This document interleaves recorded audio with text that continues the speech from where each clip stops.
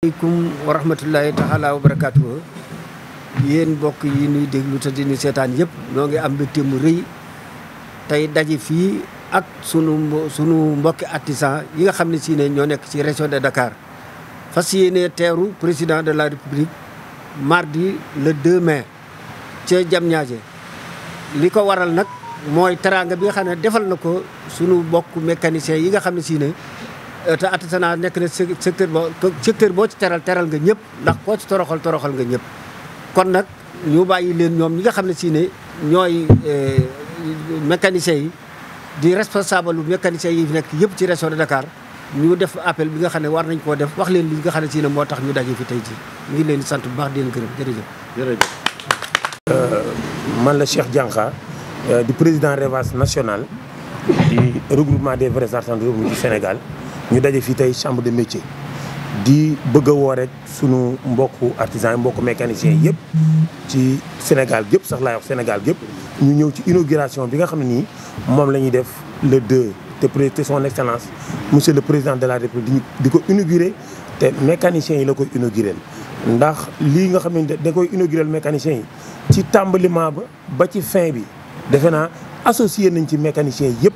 kon mécaniciens yi bokk ci organisation professionnelle yi ak mécaniciens yi bokkul ci organisation professionnelle yi ñu ngi ci woo ñëpp ñu teewe bés boobu muy bés bu màgg si ñun muy bés bu rëy si ñun ñuy wax rek képp koo xam ne yaa ngi sol tenue de travail di liggéey ci automobile mbaa ngay kuy liggéey ci automobile rek woo nañ la particulièrement apprenti yi muy apprenti bu ñu leen bàyyi fenn benn apprenti yëpp nañ teew centre de formation yi apprenant yëpp tam nañ teew kon nag loolu lañ doon joxe rek suñu contribution suñu yëgle di wax daal ñu ngi ciy woo ñëpp jërë ngeen jëf.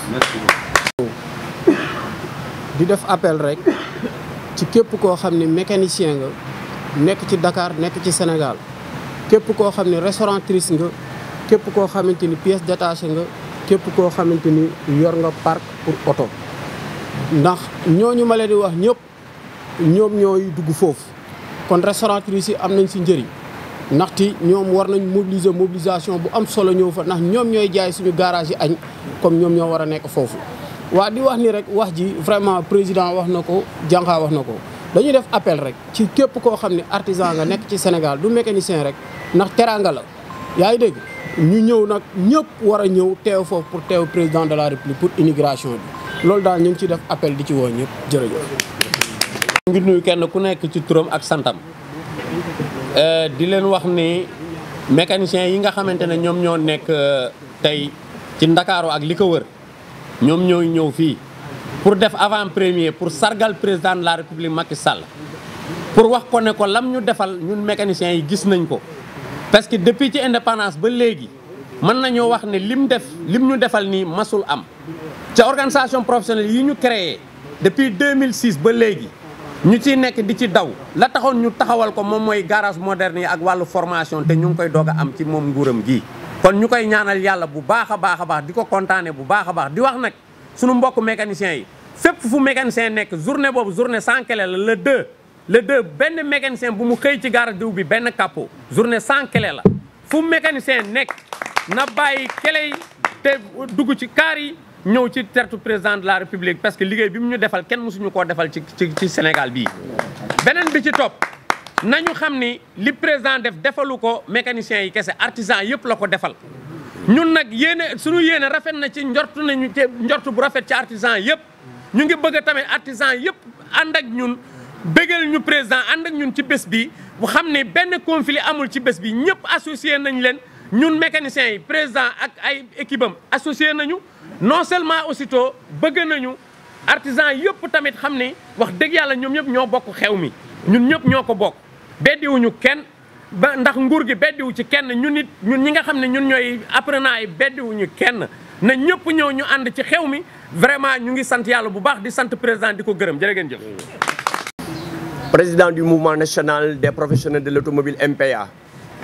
Aujourd'hui, tous les professionnels de l'automobile regroupés dans les OPA, organisations professionnelles, sont ici présents.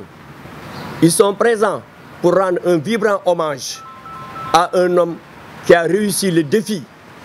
Parce que notre secteur, comme vous le savez, a été toujours marginalisé, a été toujours stigmatisé. on prenait les mécaniciens comme des gens qui ne faisaient pas partie de ce secteur émergent. Alors que l'intérêt de ce secteur, ce n'est pas les artisans, mais c'est un intérêt national. Parce que nous savons très bien que le parc automobile du Sénégal pèse des milliards. Et ce parc automobile, au niveau même, va au niveau des garages, au niveau des professionnels, qui sont des gens qui ont une compétence reconnue de tous. Ils sont sortis dans les garages, mais avec un savoir-faire reconnu de tous. Parce que les véhicules qu'on répare aujourd'hui, ce n'est pas des Européens, ce n'est pas des Asiatiques, mais c'est réparé par les Sénégalais. Tout véhicule qui arrive est aux mains de ces mains expertes pour réussir ce pari. Mais notre seul problème reposait dans ce qu'on appelait les 4F, le foncier, la formalisation, le financement et la formation. Le président de la République a pris acte de tous ces problèmes. Et aujourd'hui, le foncier qui était notre problème majeur, il nous a doté de 50 hectares et 50 hectares n'est pas quelque chose d'anodin. Non seulement si on avait ces 50 hectares, c'est déjà suffisant, mais il a investi des milliards pour nous mettre dans des conditions excellentes de travail, avec tout ce que l'on peut espérer. La sécurité avec la gendarmerie, un bloc administratif, des parkings, tout ce qu'on peut imaginer dans un secteur automobile pour un pays émergent. Le président l'a réalisé au profit non pas des artisans, mais de tout l'ensemble des Sénégalais. Alors, quand quelqu'un, dans un espace, parce qu'il nous avait promis à Ngaï, le journée de l'artisanat, les mécaniciens, je ne vous ai pas oublié. Mais aujourd'hui, en 2023, nous disons, Monsieur le Président, vous avez réalisé votre promesse. Donc nous ne pouvons que vous remercier. Alors nous lançons un appel solennel, un appel de mobilisation à tous les Sénégalais. Parce que même vous les journalistes, quand vous venez, vous allez prendre des véhicules, vous n'allez pas marcher. Personne ne peut venir avec des charrettes, on va venir avec des véhicules. Et ces véhicules sont réparés par ces mécaniciens. C'est la journée des mécaniciens. Donc les mécaniciens invitent toute la population sénégalaise à se joindre à eux. Parce que le service que nous voulons rendre, c'est votre service. Parce que si vous nous confiez vos véhicules, si vous nous confiez votre matériel, mais vous espérez un bon travail pour réussir ce pari. Alors, ces journées du 2 mai est une mobilisation exceptionnelle.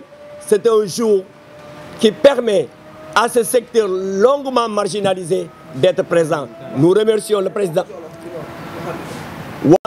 Le président Maguette Mbao, ici présent, et l'ensemble du bureau des chambres de métier. Aujourd'hui, nous lançons un appel. Le problème, ce n'est pas Dakar. Le problème, ce n'est pas Diamniadio, ce n'est pas Thiès, mais c'est un bijou pour l'ensemble des populations et des artisans du Sénégal. Nous voulons qu'ils prennent acte, qu'ils prennent ce défi pour dire que merci au président.